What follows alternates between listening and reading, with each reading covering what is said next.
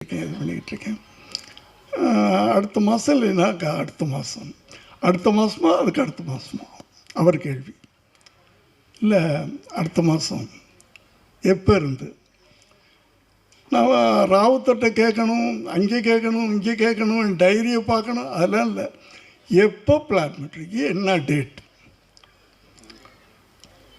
September 1ஆம் தேதியிலேருந்து ஒரு 15 நாள்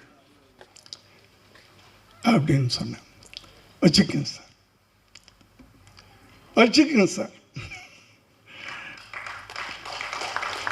என்ன உங்களுக்கு நீங்கள் ராவுத்தரை கேட்கணும், அது இது இல்லை சார், நீங்கள் வச்சுக்கோங்க, அவ்வளவுதான்.